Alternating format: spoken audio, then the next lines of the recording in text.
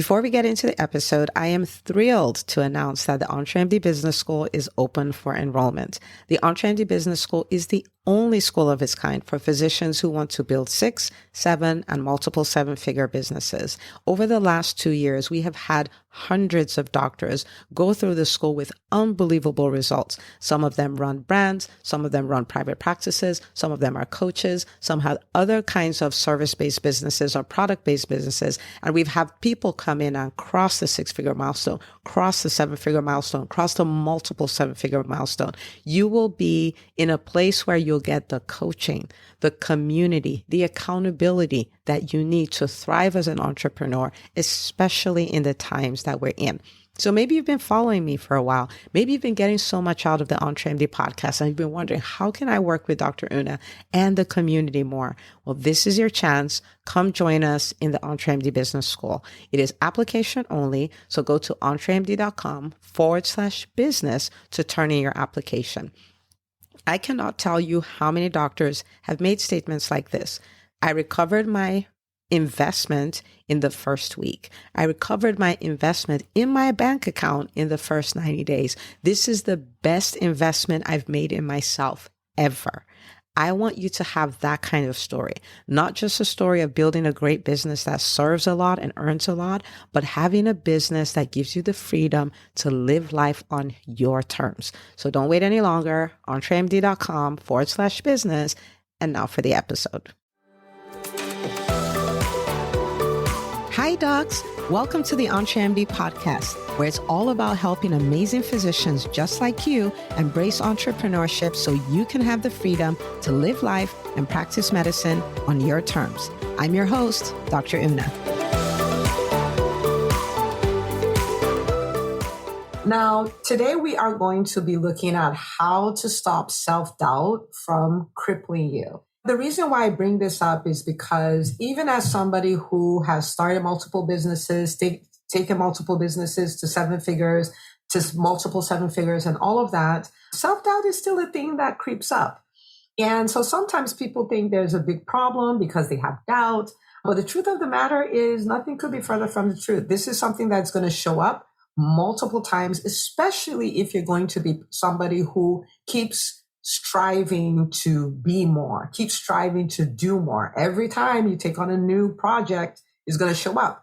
So the question is not whether self-doubt shows up. It is going to show up. The question is, how do you respond to it? How do you move forward in spite of it? How do you have endless momentum, even though self-doubt has shown up? So the real inspiration for me doing this episode is I was talking to a mentee of mine, and she is doing so great. She's in the middle of her second launch. It's already a 5-figure launch, and it's not something she's done before. She's new to the world of entrepreneurship, and then doubt was showing up. And so we started having this whole conversation about it. And when I was done, I was like, you know what? I think I'm going to go share this. This was really, really, really good. Okay. So let's talk about that. So I gave her 3 things that I do that I have done in the last 14 years as an entrepreneur to keep moving and keep crushing like big milestones and all of those things in my businesses, even with self-doubt. So the first thing is really surrounding myself with big dreamers, people who are big dreamers, people who are doing great things, people who are getting great results. And this is like much bigger than I am, right? Now, I will say that this does require that you have the mindset of, like, when you're around people who are doing so much better than you, that your reaction to that is, I wonder how they did it. I wonder what that's like. It's an attitude of curiosity and maybe inspiration rather than depression. Like, how come they're doing that well and I'm not? That is that's not helpful at all, right? That's not helpful at all. And so it does require that attitude, but really it's keeping big dreamers around me. And I'll give you an example. I was in a meeting, and in this meeting, it was a bunch of founders, female founders. You had to have done at least 7 figures in revenue in the last 12 months to be a member of that meeting. And while we were sitting there, I remember one of the ladies there talking about her business and talking about how somebody had offered to buy it, and she didn't think she needed to sell because she was doing so great. And so she made a statement. She said, at this point, we're doing an easy $1 million a month. Okay. Now, at that point in time, with EntryMD, I had just crossed multiple six figures and nobody could tell me nothing, right? And so when she said easy million a month, I thought about it. I was like, easy million a month. What kind of person do you have to become? And what do you do to get to a point where not only are you making a million a month, but you're like an easy million a month, right? Now, so when I think about that, I think about the kind of team that that person will need, the kind of challenges that come with that, and all of that. And it's just a reminder for me that whatever challenge I'm having in my business or whatever problem in my business is making me think like I can't do this and is making the self-doubt creep up, that the truth of the matter is it's not that serious. You know what I mean? Like it's not that serious. Like this person is all the way doing these big things. So the problem, this is a conclusion that this makes me come to. The problem is not the problem. The problem is who is facing the problem, right? And so that's just my inspiration to grow. So when I see challenges, which would so say for instance, maybe somebody's like, they weren't happy with the service I provided and I make that mean something, all this self-doubt creeps up, or the chatter is just going, you're not good enough. You're not the kind of person who can do this. This doesn't work for you. Look at that other person there. Look at what they're doing. You're a doctor. What do you even think you're doing? You don't have an MBA. Who are you to teach other people how to run businesses? Like all of these kind of things, right? But when all of these things come up, I'm looking at the other person. I'm like, well, they don't have all that stuff either. I look at what they've done. And so looking at people who are big dreamers just shows me that the things that I think are the reasons why I can't do what I've set out to do are not really valid. Like they're not valid at all. They're not valid at all. And so I, on purpose, keep myself in front of people who are big dreamers, people who are doing much better than I am in business, people who have crushed milestones that I haven't even thought about. Like I have a friend, right? And we were talking and she was like, I'm so excited. I'm like, what happened? She's like, oh, like I just went through this process and I'm actually in the works for the biggest contract of my life. And I'm like, what is the contract worth? She's like, 133 million. I'm like, what?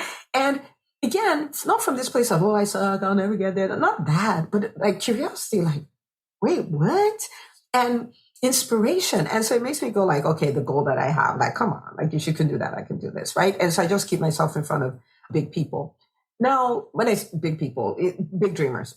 Now, there are a number of ways you can do this. Some of that is books that you read. Some of that is actual people that you know. Some of those are communities that you join. They may be communities that you pay to be a part of. They may be communities. A lot of them will be communities you pay to be in because those people are usually behind paywalls. Okay, if you're talking about communities, right? And so that's one thing that I do, and it helps me keep the self-doubt in check. The second thing that I do, and I do this on a regular basis, is that I trick my brain with my vision, right? So think about it. You may have, maybe there's a goal you set in your business, you didn't hit it. And because of that, you've made it mean something. It means I'm not good at this. It means I won't crush my goals. It means that I suck, whatever, right? Or you tried something. Maybe you did a launch and all this stuff. And you're like, I heard about this launch thing. I'm going to try it. And you did it and it didn't work, right? And you're like, oh man, I suck at this. This will never work, or those kind of things. Sometimes nothing really needs to happen. Your brain will just offer you all kinds of thoughts. So I'm like, well, that's what is happening. It's coming my way and I'm reacting to that, right? Like it's coming my way and I'm deciding all of these things. Well, what if I played offense, right? What if I played offense instead of defense? So for instance, I run a business school for physicians. It's called the EntryMD Business School. It's a year-long program. And I have been working, we just started the beginning of our 4th year, right? Last month.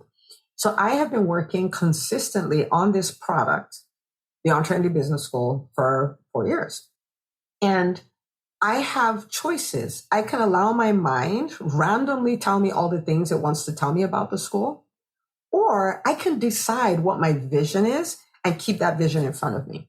And so one day I was like, this mindset chatter, it's a lot. And the reason why I'm telling you this, and I'm using myself as an example, is because I want you to be clear that There's nothing wrong with you. If these these thoughts keep showing up, it doesn't mean, oh, I should have, like sometimes people tell me I should have outgrown this. I'm like, that's not how this works. That's not how any of this works. This is not something you outgrow. This is something you figure out how to thrive in spite of.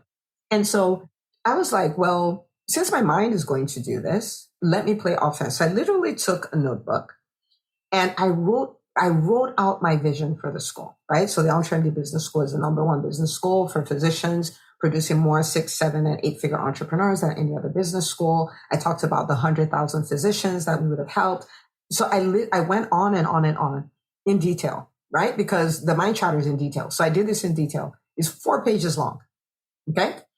And when I was done with it, then now what I do in the morning is I take that and I start off my day with my work day with it, right? I have a whole morning routine for my life, but my work day. And so I pull this and I look at it and I imagine it. And I'm like, okay, the EntryMD Business School is the #1 business school for physicians, producing more 6, 7, 8-figure entrepreneurs than any other business school.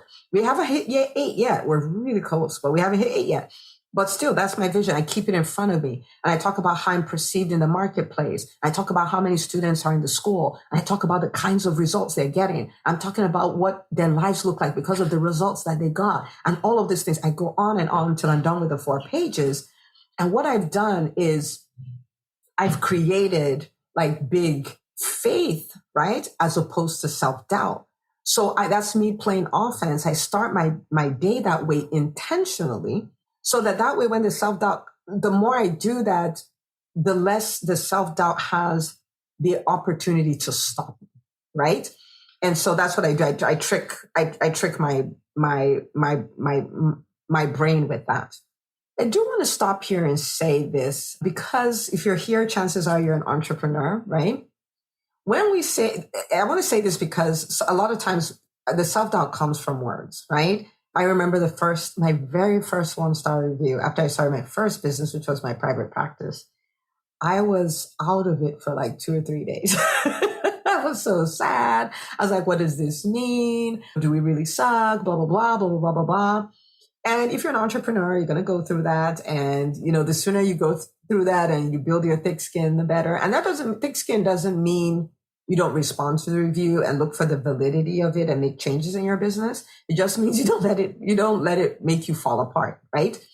And so that's what happened to me with that. So I wanted to stop to say this here, that your words are not like air. They're not without consequence. Your words have power.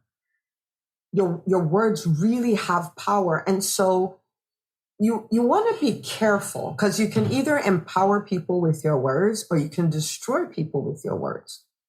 And are people going to come at you and say negative things about you and say negative things about your business? And are they going to do all of that? Yes. But you can choose not to be the person who does that. You can choose to be that person. You can choose to be the person who empowers entrepreneurs, especially if you're a physician entrepreneur, because entrepreneurship is one of the ways we take care of the craziness that's going on in the healthcare space, right? If you look at loss of autonomy, you look at burnout, you look at the fact that 70% of private practices are owned by private equity or corporate entities like insurance companies and stuff like that at hospitals. So only 30% are owned by physicians, right? Learning about entrepreneurship is the way we reverse that trend and things like that. So when you see a physician entrepreneur, yes, if there's something wrong, let them know, like you can do that. But use your words to empower them because the physician community needs them to set the example of what is possible so we can change the way the physician community is, right? So be the person, you use your words to make people overcome their self-doubt rather than expand their self-doubt. It's not your responsibility. Like, it's nobody's responsibility to take care of my self-doubt, but I also recognize that I can help rather than hurt. Right? Okay, so I just wanted to throw that out. That's extra. Okay.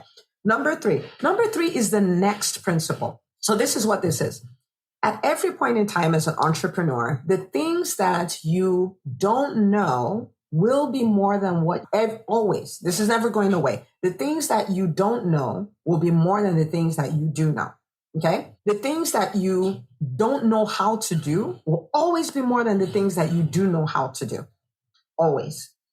And so when you start, when you're working as an entrepreneur, there is this tendency to go like, oh, I don't know how to do this. And there's this new thing in the market. I don't know how to do that either. And I need to bring on this team member. I've never hired a CEO before. Like, I don't know how I'm going to lead a CEO. I've never hired another doctor in my private practice. I don't know how I'm going to lead them. I don't even know how I'm going to make the payroll when I hire somebody and pay them multiple six figures. Like, there's always going to be things that's like, right? You then have, and at that time, like, your self-doubt is at an all-time high. It's like there are all these things that I don't know and all of that. But you have choices, right? Even if you knew everything to do, you wouldn't do everything at the same time. You just take the next step, right?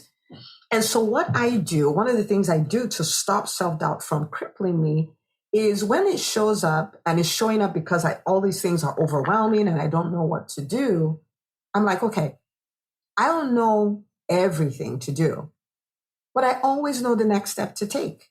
I always know what I can do right now. And so in the midst of all of that, I just pick the one thing that is the next thing and I just do that. I just pick the thing that's the next thing and I just do that. Because if I don't do that, then what happens is the overwhelm stops me.